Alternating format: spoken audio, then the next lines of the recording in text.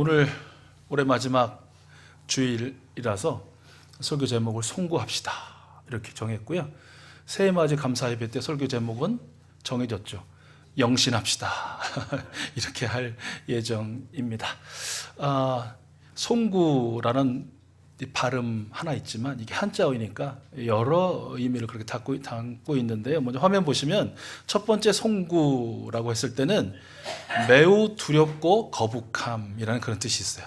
그래서 우리가 송구하다 그러면 두려워서 마음이 거북스럽다라는 그런 뜻이 있지요.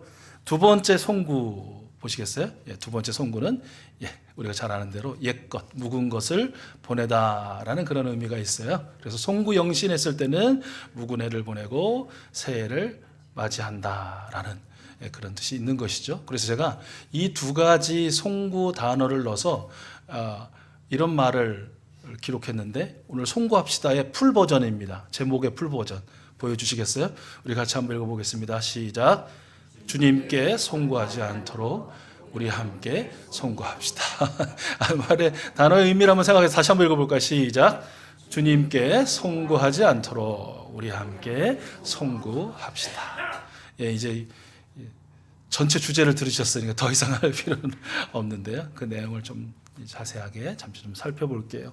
우리는 왜 우리의 옛사람, 우리의 묵은 것, 우리의 그 잘못된 욕정에 욕망에 끌려 살던 그 옛날 생활 방식을 떠나버려야 하는 걸까요? 세 가지인데 첫 번째는 오늘 함께 읽은 17절 말씀에서 보셨듯이 우리 주님께서 간곡히 권면하고 계시기 때문에 그래요. 오늘 말씀에도 내가 여러분에게 간곡히 권면합니다 라는 말로 시작하거든요.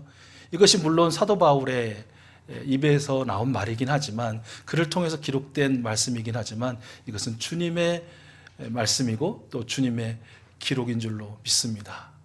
우리가 왜 송구해야 하느냐, 왜 옛날 것들을 우리가 떠나보내야 되느냐, 주님께서 우리에게 간곡히 권고하시기 때문이다라는 것이고요. 두 번째는 18절에 있는 말씀처럼 하나님의 생명에서 떠나 있던 우리를 예수 그리스도께서 십자가 보혈 은총을 통해서 하나님의 생명을 얻게 하셨기 때문이다라는 것이에요.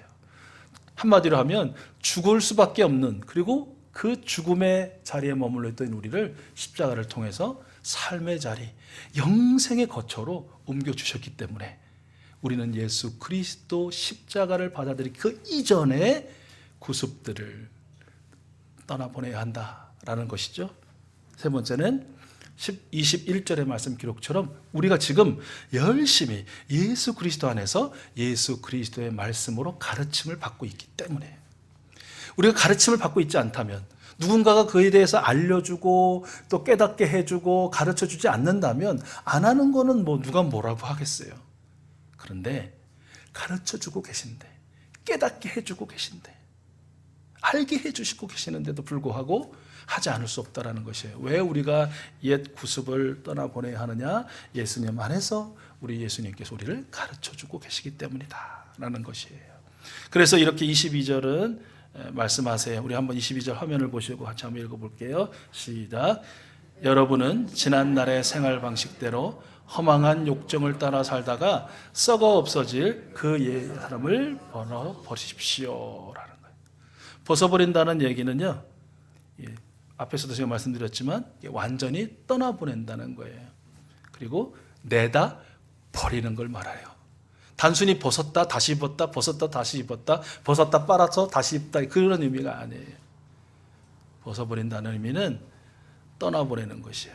내다 버리는 것이에요. 심지어는 이 문장의 의미에는 죽이는 것, 한마디로 죽여버리는 것, 이런 강한 의미를 갖고 있기도 하다고 해요. 그만큼 예수님을 만나기 전에, 내가 이제 예수님을 만난 후에 사람이 됐으니까 만나기 전에 그 허망한 욕정을 따라 살던 생활 방식을 미워하고 그 옛날 방식의 숨통을 끊어서 떠나보내는 것, 그것이 바로 벗어버리는 거예요. 오늘 주님은 우리에게 올해가 다 가기 전에 그 허망한 욕정을 따라 살던 우리의 생활 방식을, 그 숨통을 끊어서 떠나보내라 우리에게 명령하고 계신 것이죠. 무엇을 송구해야 되느냐? 구체적으로 몇 가지 목록을 말씀을 통해서 우리에게 제시해 주고 계신데요. 첫 번째는 거짓입니다. 우리 25절 상반절인데 우리 한번 화면 보시고 다시 한번 말씀 읽어봐요. 시작. 그러므로 여러분은 거짓을 버리고 그랬어요. 거짓을 버리시라고 합니다. 거짓이라는 것은 기만이나 허위 등 진실되지 못한 말과 행동을 다 의미하는 것이죠. 특히 어떤 의미냐면 누가 봐도 이거 거짓말인지 몰라. 잘 몰라요. 누가 봐도 이것이 거짓 행동인지 인식하지 못해요. 그럴 만큼 진실과 유사해 보이지만 실상은 거짓인, 아주 교묘하게 포장하고 왜곡하고 비튼 거짓말과 거짓 행동, 이것을 성경은 거짓이라고 말해요. 그리고 그 모든 거짓을 서로 한 몸의 지체들인 이웃과의 관계, 교우와의 관계, 모든 삶의 관계에서 그 거짓이 있었다면 오늘 이 시간 떠나보내라 라고 우리에게 말씀해주고 계시는 것이죠. 두 번째는 화입니다. 화. 우리 화면 보시고 26절 말씀 우리 같이 한번 읽어볼까요? 시작. 화를 내더라도 죄를 짓는 데까지 이르지 않도록 하십시오. 해가 지도록 노여움을 품고 있지 마십시오. 말씀의 시작은 화를 어떻게 하더라도 내더라도. 이게 무슨 말씀이에요? 왜? 화를 낼 수밖에 없는 존재라는 것 주님도 인정하시는 거예요. 화 한 번 안 내고 산다? 사람이 아니죠. 사람이 어떻게 화를 안 냅니까? 왜 분노하지 않습니까? 온당치 않은 일을 봤을 때 분노하지 않는다? 그거 있을 수 없는 일이죠. 분노하게 됩니다. 그것이 어떤 자의적인 분노든 의분이라고 부르는 분노든지 분노할 수밖에 없어요. 또 내가 손해 봤을 때 얼마나 열받아 합니까? 노여합니까? 당연한 것이죠. 어떤 사람과의 관계에서 마뜩치 않아서 화내는 거? 그건 뭐 어쩌면 굉장히 사람으로서 자연스러운 감정의 표현이고 감정의 표출이라고 할 수 있어요. 그런데 성경은 너희들이 그렇게 어떠한 일 때문이든지 화를 낼 수는 있지만, 화를 내는 것이 어떻게 보면 굉장히 자연스러운 일이지만, 그러나 그 화냄이, 그 분노가, 그 노여움이 죄를 짓는 데까지는 이르지 않도록 하라라고 그렇게 명령하고 계세요. 그러면 뭐가 죄를 짓는 것이고 어떻게 하면 죄를 짓지 않게 되는 것인가? 똑같은 화를 내는데도 불구하고 성경은 뭐라고 말씀하세요? 해가 지도록은 그 노여움을 품지 말아라, 그 말이에요. 근데 잘 아시는 것처럼 우리의 시작은 해 뜰 때부터 다음 해 뜰 때까지 하루지만 유대인들에게는요, 해가 질 때부터 다음 날 해 질 때까지가 그분들은 하루입니다. 그러니까 유대인들에게 있어서 이 말씀은 어떻게 받아들여졌겠어요? 우리처럼 해가 다 지고 하루가 마무리될 때까지는 풀어라 이런 말들보다는, 의미보다는 그들에게 있어서는 하나님께서 또 새롭게 허락하시는 새날을 맞이하기까지는 그 노여움을 결코 갖고 있지 말아라, 품고 있지 말아라. 다시 화낼 수 있다는 거 나도 알아. 그럴 수 있어. 그렇구나. 그랬었구나. 그런데 그 화는 내가 너희에게 숨을 불어넣어 새롭게 살게 하시는 그 새날을 맞이하기 전까지 떠나보내, 흘려보내. 그 화의 숨통을 끊어서 저 멀리 내다버려라 라고 우리 주님이 말씀하고 계시는 것이죠. 화는 상대방을 죽이는 독약이 아니라 나를 죽이는 독약입니다. 우리 주님의 말씀대로 우리는 우리의 화를 송구해야 한다라는 것이죠. 세 번째는요, 도둑질이에요. 28절 우리 한번 같이 읽어볼까요? 같이 읽어보겠습니다. 시작. 도둑질하는 사람은 다시는 도둑질하지 말고 수고하여 제 손으로 떳떳하게 벌이를 하십시오. 그리하여 오히려 궁핍한 사람들에게 나누어 줄 것이 있게 하십시오. 아멘. 그러니까 말씀 보시면 말씀에서 도둑질이라는 것은 남의 것을 훔친다는 의미보다는 제 손으로 수고하지 않는 것도 도둑질이에요. 떳떳하지 않게 버는 것도 도둑질이라고 말씀하시는 거예요. 나아가서 궁핍한 사람들에게 나누어 주지 않는 것도 도둑질이라고 그렇게 표현하고 계시는 것이에요. 이런 의미에서 난 올해 남의 것 훔친 일 없어요. 빼앗은 적 없어요. 갈취한 적 없어요. 난 도둑질하는 일이 없어요. 그래서 나는 떠나보낼 일이 없어요. 아니요. 오늘 말씀에 한번 우리 스스로를 좀 비춰보시고요. 만약에 이런 일이 있다면 송구할 수 있는 이 도둑질의 우리 생활 방식을 송구할 수 있어야 할 것입니다. 네 번째는요, 나쁜 말이에요. 나쁜 말. 우리 29절 말씀 함께 볼까요? 29절 상반절인데요. 같이 읽어봐요. 시작. 나쁜 말은 입 밖에 내지 말고. 아멘. 그랬습니다. 이 나쁜 말은요, 어떤 말이 나쁜 말이에요? 어떤 말이 나쁜 말이에요? 성경에서 이어지는 말씀을 보면 성경에서 나쁜 말은 덕이 되지 않는 말이에요. 덕이 되지 않는 말. 근데 이 덕이 된다, 덕을 세운다라는 문자적인 뜻은 뭐냐면 집을 세우는 거예요. 집을. 그러니까 이게 우리가 건축물로서의 하우스를 세우는 게 아니라 우리가 홈이라고 부르는 그 관계, 그 집, 그것을 세우는 것을 덕을 세운다라는 의미로 사용하고 있어요. 그러니까 나쁜 말은 뭐냐면 집을 세우지 않고 집을 무너뜨리는 말을 나쁜 말이라고 성경은 말해요. 잘 아시죠? 우리 가정을 세우는 말이 있어요. 반대로 가정을 무너뜨리는 말이 있습니다. 우리 목장을 세우는 말이 있는 반면에 우리 목장을 무너뜨리는 말이 있어요. 교회를 세우는 말이 있는 반면에 교회를 무너뜨리는 말이 있어요. 우리 삶의 모든 관계의 집을 아름답게 세우는 말이 있는 반면에 모든 관계를 무너뜨리는, 그 관계의 집을 무너뜨리는 말이 있어요. 이 모든 집을 무너뜨리는 말을 성경은 나쁜 말이라고 말씀하고 있는 것이에요.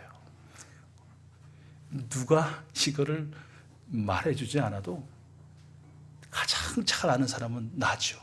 나 자신이죠. 여러분, 올 한 해 혹시 이 말씀에서 가르쳐 주시는 이 나쁜 말, 이것이 그냥 어떻게 보면 생활 방식으로 젖어 있고 또 이게 습관이 되어 있는 부분이 있다면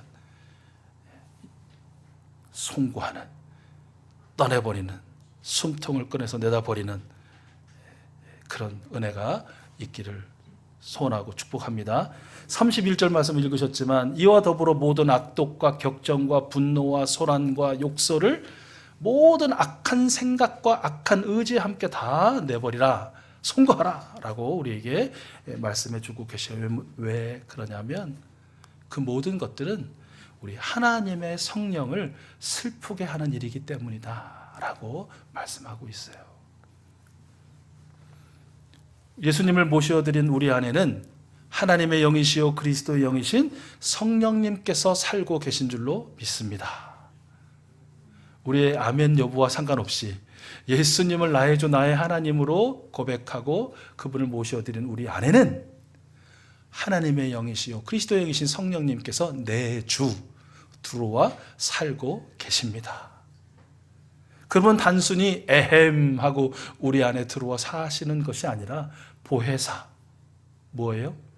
변호해 주시고 위로해 주시고 상담해 주시고 힘을 더해 주시는 그런 하나님으로서 우리 예수님의 말씀이 생각나게 하시고 예수님의 말씀을 가르쳐 주시고 예수님의 말씀대로 우리를 인도하시는 분이시다라는 것이죠. 자, 그러면 이런 성령님께서 왜 슬퍼하시나? 왜 슬퍼하시는가? 당연하게도 성령님이 내 안에 계십니다. 성령님이 예수님의 말씀을 생각나게 하십니다. 성령님이 나로 하여금 하나님의 나라로 인도해 주십니다 라고 고백은 해요. 시인은 해요. 때로는 자랑도 해요. 그런데 성령님의 인도하심에는 안 따라요. 불순종해요. 그리고 자기 뜻대로 살아요. 한번 생각해 보십시오. 우리가 굉장히 직접적으로 우리 자녀들 아빠 엄마가 나를 낳았음을 그런 말 표현 안 하지만 아빠 엄마가 나를 낳으셨음을 믿습니다. 아빠 아빠가 정말 정성을 다하셔서 나를 이렇게 양육하시고 나를 위해서 희생하셨음을 저는 잘 알고 있습니다. 경험했습니다. 그것이 얼마만큼의 눈물겨운 것인지 정말 피를 흘리시기까지 나를 위하신 것이 너무나 잘 알고 있습니다. 그러나 나는 당신의 말을 들을 수 없습니다. 미쳐버리는 거 아닙니까 정말? 그냥 미쳐 팔짝팔짝 뛰는 거 아니에요. 그래 결국에는 그것이 슬픔으로 이어지겠죠. 정말 말로 다 할 수 없는 그런 슬픔으로요. 인격체이신 우리 성령 하나님, 당신을 믿습니다. 당신을 사랑합니다. 당신이 나를 깨우침을 압니다. 나에게 가르침을 압니다. 저에게 감사합니다. 그런데 당신의 인도에는 제가 따르지 않겠습니다. 이보다 더한 슬픔이 우리 성령님께는 어디 있겠느냐라는 것이죠.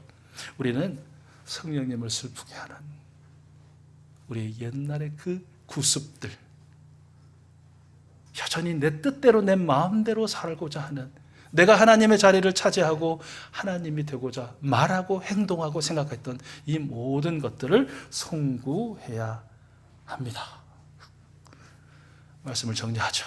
사랑하는 기수 가족 여러분, 송구합시다. 그래야 영신할 수 있습니다. 송구하지 않으면 영신할 수 없어요.